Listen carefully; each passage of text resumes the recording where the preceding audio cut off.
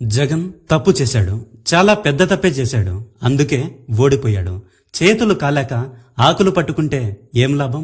ఈవీఎంలతో మోసపోయిన సంవత్సరం తరువాత ఆధారాలన్నీ ఎలక్షన్ కమిషన్ చెరిపేసిన తరువాత అధికారంలో నుంచి దిగిపోయిన తరువాత ఇప్పుడు హడావిడి చేయడం వలన ఏంటి ఉపయోగం? అదిగాక ఎలక్షన్ కమిషనర్ దగ్గరికి వైసీపీ వాళ్ళు వెళ్లలేదు. వాళ్ళు పిలిస్తేనే వీళ్ళు వెళ్లారు. ఈవీఎంలతో ఆంధ్రప్రదేశే కాదు దేశమే మోసపోయింది. మోసం చేసినోడిది తప్పు లేదు, మోసపోయినోడిదే తప్పు. మోసం చేయాలనుకునేవాడు ఎప్పుడూ మోసం చేస్తూనే ఉంటాడు. 1-2 సార్లు దెబ్బలు తిన్న తర్వాత కూడా మళ్లీ వాడి చేతిలో మోసపోతున్నారంటే అది ఖచ్చితంగా మోసపోయే వాళ్ళదే తప్పు, అంతేకాని మోసం చేసేవాడిదైతే కాదు. ఇప్పుడు జగన్ చేసిన తప్పు గురించి మాట్లాడుకుందాం. జూన్ 4, 2024 యావత్ భారతదేశం మొత్తం మోసపోయిన రోజు. కొన్ని కోట్లాది మంది ప్రజల కళ్ళల్లో కారం కొట్టిన రోజు. ఈ రోజుని చరిత్ర అంత ఈజీగా మరచిపోనే పోదు. 2024 సంవత్సరంలో ఎలక్షన్ల కోలాహలం జరుగుతూ ఉంది. ఎలక్షన్ కోడ్ అమల్లోకి వచ్చింది. ఆంధ్రప్రదేశ్ లో ఏప్రిల్లో జరగాల్సిన ఎన్నికలు కొన్ని పెద్ద పెద్ద తలకాయల ప్రభావంతో 30 రోజుల ఆలస్యం తర్వాత జరిగే విధంగా వాయిదా వేయడం జరిగింది.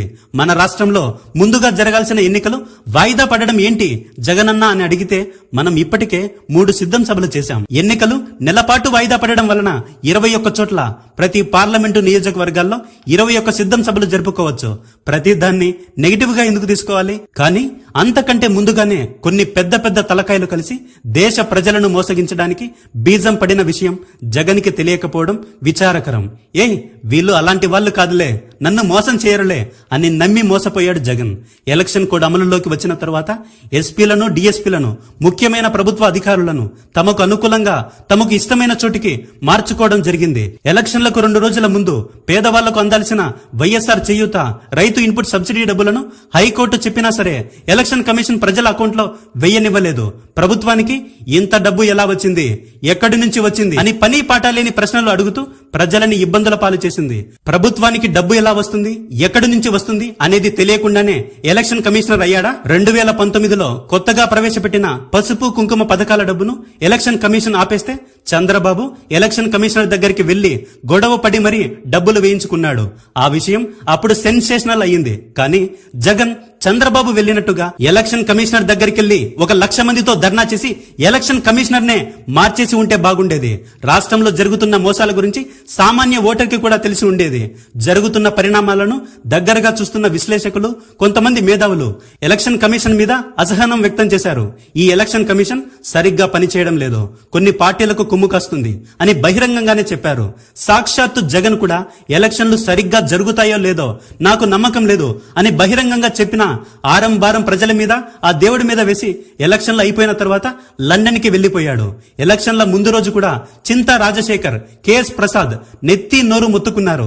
ఎలక్షన్లలో అన్యాయం జరుగుతుంది, నేను కూడా ఎలక్షన్ ఆఫీసర్ గా పనిచేశాను. ఓటింగ్ అయిపోయిన తర్వాత అక్కడ ఉండే ఎలక్షన్ ఆఫీసర్లు ఎవరికి నచ్చినట్లు వారు బటన్లు నొక్కితే, వాటిని హ్యాక్ చేస్తే ఏంటి పరిస్థితి?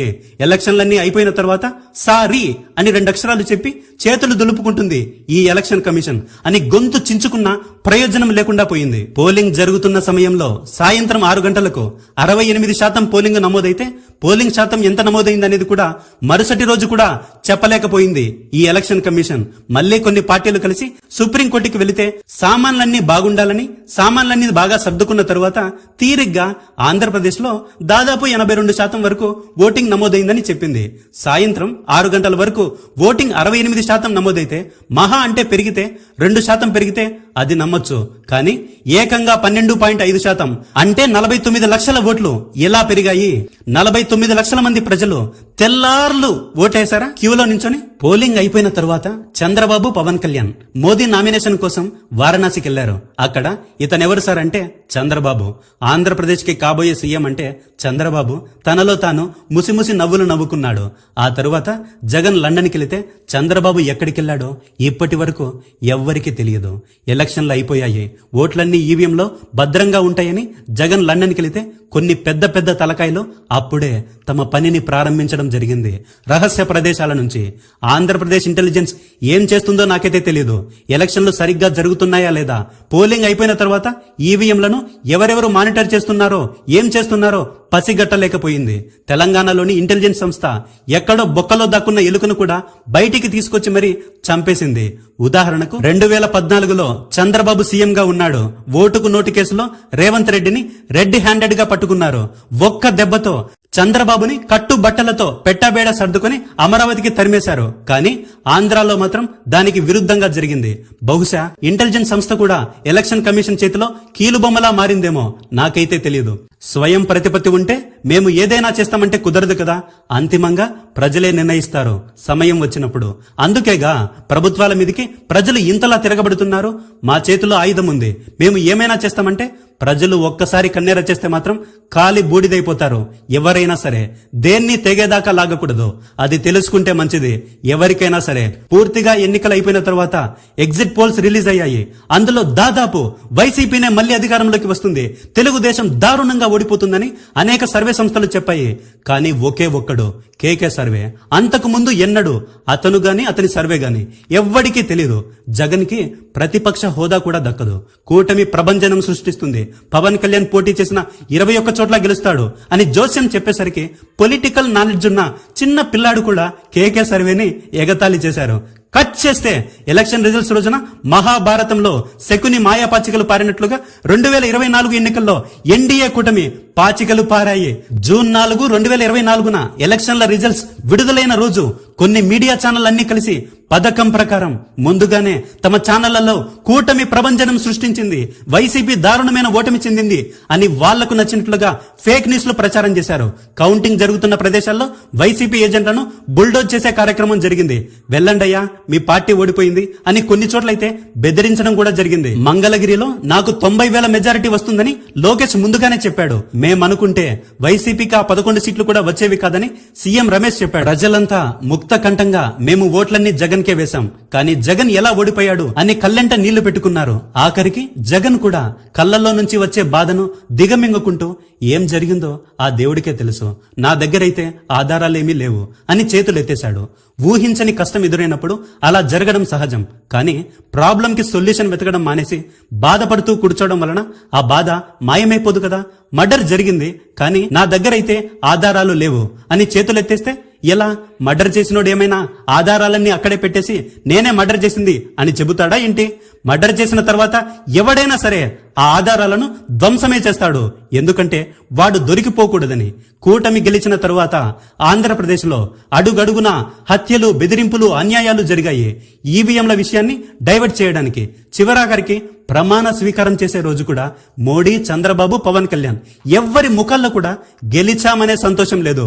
ఎప్పుడు ఏ క్షణాన ఏం జరుగుతుందోనని భయపడుతూనే ఉన్నారు. అధికారంలోకి వచ్చిన తర్వాత కూడా జగన్ నేను లండన్ కి వెళ్తానంటే జగన్ లండన్ కి వెళ్లి ఏం చేస్తాడో, మా కూటమి ప్రభుత్వాన్ని కూల్చేస్తాడేమోనని ప్రతి క్షణం భయపడుతూ జగన్ ని లండన్ కి వెళ్లకుండా కొన్ని వ్యవస్థల ద్వారా అడ్డుకున్నారు. జగన్ ఎలక్షన్ రిజల్ట్స్ వచ్చిన రోజున జగన్ అప్పటికి సీఎం గానే ఉన్నాడు. ఏదైతే అదైంది, వివిప్యాట్ల స్లిప్పులను ఖచ్చితంగా లెక్కించాల్సిందే అని ప్రజలతో కలిసి బద్దలు కొట్టింటే మాత్రం కథ వేరేలా ఉండేది. ఆ పని జగన్ చేయలేదు. మరుసటి రోజు చింతా రాజశేఖర్ జగన్ ఇంటికెళ్లి మరీ ఈవీఎంలతో మోసం జరిగింది, ఎలాగైనా సరే వాళ్ళ మోసాన్ని బయట పెట్టాలి అని చెప్పినా కోర్టుల్లో కేసులు వేయకుండా కాలయాపన చేశారు. ఎలక్షన్ కౌంటింగ్ ముగిసిపోయిన కొన్ని రోజుల్లోనే వివిప్యాట్ల స్లిప్పులన్నీ తగలబెట్టేయండి అని ఎలక్షన్ కమిషన్ ఆయా జిల్లాల కలెక్టర్లను ఆదేశించింది. ఆధారాలు ధ్వంసమయ్యాయి. ఇప్పుడు ఏం చేస్తారు? అంతర్జాతీయ కోర్టుకెళ్లిన ఏంటి ప్రయోజనం? ఆలస్యం అమృతం విషం. అమిత్ షా నుంచి జగన్ కు ఫోన్ వచ్చిందంట. నువ్వేమీ మాట్లాడకు, కాముగా ఉండు, నీకు మేము తోడుగా ఉన్నామని అమిత్ షా జగన్ కి చెప్పేసరికి జగన్ సైలెంట్ అయిపోయాడంట. ఇది ఎంతవరకు నిజమో నాకైతే తెలియదు. ఏదైనా ఇన్సిడెంట్ జరిగినప్పుడు వెంటనే రియాక్షన్ ఖచ్చితంగా ఇవ్వాలి. అలా ఇవ్వకపోతే ఇలాంటి ఘోరమైన స్థితే ఎదురవుతుంది. పొత్తు పెట్టుకుందామని బీజేపీనే జగన్ కాళ్ళ దగ్గరికి వచ్చినా నేను మీతో పొత్తు పెట్టుకోను అని ఎగిరి కాళ్లతో తన్నాడు జగన్.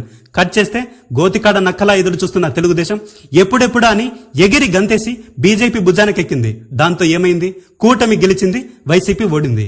నలుగురిలో తాళి కట్టకపోతే, 4 గోడల మధ్యన కూడా తాళి కట్టకపోతే ఎలా?